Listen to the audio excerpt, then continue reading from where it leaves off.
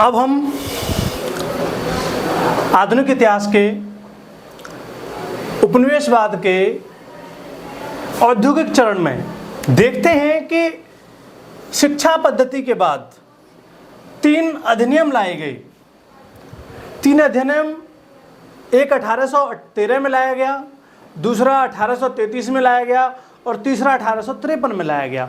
ये तीनों अधिनियम क्या प्रावधान देते हैं, क्या नियम लाते हैं, किस प्रकार परिवर्तन करते हैं, हम कई बार बोल चुके हैं। इतिहास रटने का विषय नहीं है, इतिहास परिवर्तनों को समझने का विषय है। सामाजिक, आर्थिक, राजनीतिक, सांस्कृतिक, भौगोलिक किस प्रकार के परिवर्तन हुए, उन परिवर्तनों ने क्या प्रभाव डाला, उन प्रभावों के बाद क्या नीतियां बनाई गईं, वो सब नीतियां, वो सब प्रभाव हम पढ़कर और अपने एग्जाम हॉल में या अपने इंटरव्यू बोर्ड के सामने या अपने पीटी में उन डेटों को, उन तथ्यों को प्रस्तुत करने के लिए बस समझना है कि कैसे हुआ। तो बात करते हैं 1813 का चार्टर अधिनियम। इसमें ब्रिटिश औद्योगिक पूंजीवाद के हित प्रेरित थे। जब ये 1813 का चार्टर अधिनियम लाया गया तो हमें ध्यान रखना है कि इसे लाने का कारण था ब्रिटिश में औद्योगिक पूंजीवाद का समय चल रहा था, अर्थात ब्रिटिश ईस्ट इंडिया कंपनी का व्यापारिक एकाधिकार समाप्त कर दिया गया। जब औद्योगिकरण हो रहा था तो वहां के बहुत ज्यादा पूंजीवादी लोग, उन्होंने नई नई कंपनियां बना दी, उन कंपनियों को व्यापार के लिए क्षेत्र चाहिए था। लेकिन अब तक 1813 तक भारत में ब्रिटिश ईस्ट इंडिया कंपनी का एकाधिकार था। तो इस चार्टर के द्वारा ब्रिटिश ईस्ट इंडिया कंपनी का एकाधिकार छीन लिया गया और केवल चाइना पर व्यापार करने का उसे एकाधिकार प्राप्त था। तीसरा होता है प्रशासनिक दायित्व। आगामी 20 वर्षों के लिए ब्रिटिश ईस्ट इंडिया कंपनी को ही दे दिए। ब्रिटिश सरकार अपने कंधों पर यह बोझ लेना नहीं चाह रही थी। इस एक्ट के द्वारा ब्रिटिश साम्राज्य का संवैधानिक स्थिति स्पष्ट हो गई कि उनकी क्या संवैधानिक स्थिति है। उदारवादी विचारधारा से प्रभावित एक भाव था जिसको भारत में वैज्ञानिक शिक्षा और साहित्य के प्रसार के लिए जाना जाता था। उसके लिए सरकार ने 1 लाख रुपए वार्षिक आवंटन किया भारत में वैज्ञानिक शिक्षा और साहित्य के प्रसार के लिए। भावुक मत हो जाना कि अंग्रेजों ने तो इतने अच्छे अच्छे काम किए थे, नहीं, ये सब काम हमारे ही पैसों से हो रहा था। धन के हस्तांतरण का नियम अब तक आ चुका था। ईसाई मिशनरियों को धर्म का प्रचार का लाइसेंस 1813 के चार्टर अधिनियम में दिया गया। ईसाई मिशनरियों को धर्म के प्रचार का लाइसेंस। अब इसके बाद 20 वर्ष का समय समाप्त हो जाता है और 1833 आती है। 1833 में फिर एक चार्टर अधिनियम लाया जाता है। इसमें ये क्या है, ये किससे प्रभावित है? 1833 के समय ही औद्योगिक क्रांति हुई ब्रिटिश में या यूरोप में, और फ्रांस की क्रांति हुई।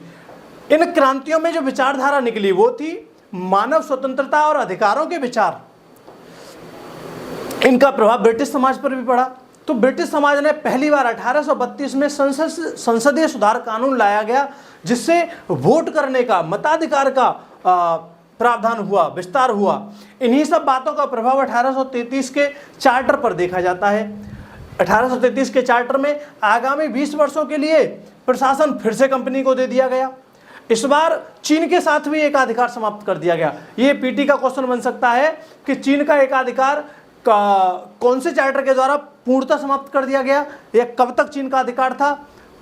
ये सब चीजें हमको समझनी पड़ेंगी। 1833 का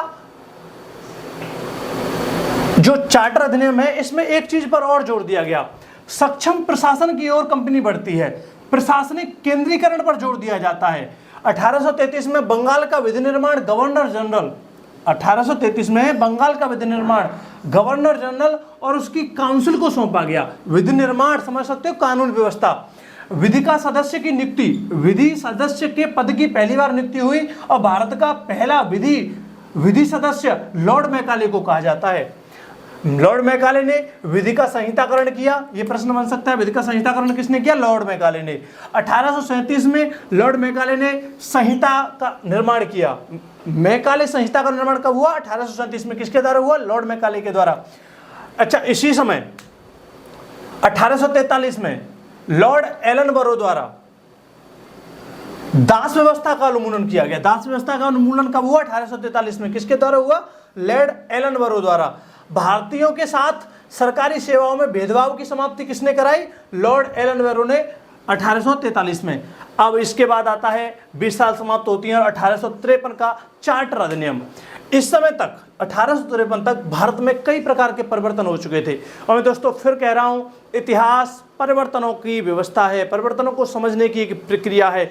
इतिहास पढ़ते समय अगर किसी के मन में परिवर्तनों का सिलसिला नहीं चल रहा है कि किस प्रकार आर्थिक, राजनीतिक, सामाजिक, सांस्कृतिक परिवर्तन हुए, वो तब तक इतिहास को नहीं समझ सकता। इतिहास डेटों का, तथ्यों का संग्रह नहीं है। इतिहास में डेट्स याद करते रहना ही सब कुछ नहीं है। इतिहास परिवर्तनों का एक सिलसिला है। देखो 1853 तक बहुत से परिवर्तन हो गए, इन्हीं परिवर्तनों को समझना और रटना है। ब्रिटिश साम्राज्य बहुत बड़ा हो गया 1853 तक, बहुत ज्यादा। प्रशासनिक व्यवस्था का अधिक केंद्रीकरण हो गया, अतः कई बदलावों की जरूरत पड़ी और 1853 अधिनियम लाया गया। 1853 अधिनियम में पहली बात हुई सिविल सेवा में नियुक्ति कोर्ट ऑफ डायरेक्टर्स के स्थान पर परीक्षा द्वारा की जाने लगी। सिविल सेवा में 1853 से पहले जो नियुक्ति होती थी वो कोर्ट ऑफ डायरेक्टर्स के द्वारा होती थी और 1853 के बाद ये परीक्षा के द्वारा आईएएस ऑफिसर्स का चयन होने लगा। भारत का प्रशासन अनिश्चित समय के लिए कंपनी को दे दिया गया। ये ध्यान रखना है, 1813 और 1833 के चार्टर एक्ट में प्रशासन 20-20 वर्षों के लिए था, लेकिन कौन सा अधिनियम था जिसमें प्रशासन कंपनी को अनिश्चित समय के लिए दे दिया गया? ये घुमा फिरा कर क्या प्रशासन अनिश्चित समय के लिए दिया गया था? हो सकता है सोचो यार ऐसे कैसे हो सकता है, नहीं दिया गया होगा, लेकिन दिया गया था। वो 1853 के अधिनियम में दिया गया था। आगे बात आती है डायरेक्टर्स की संख्या 24 से घटाकर 18 कर दी गई। ये हमको पूछा जा सकता है कि किस अधिनियम में डायरेक्टर्स की संख्या 24 से उठाकर 18 कर दी गई। डायरेक्टर्स को अनुमति दी गई नई प्रेसिडेंसी के निर्माण की और सीमाओं में परिवर्तन करने की। जो राज्यों के क्षेत्र के सीमा जो अधिग्रहण किया जाता था उनमें उनकी सीमा घटाने बढ़ाने की अनुमति डायरेक्टर्स के पास थी और डायरेक्टर्स नई प्रेसिडेंसी बना सकते थे।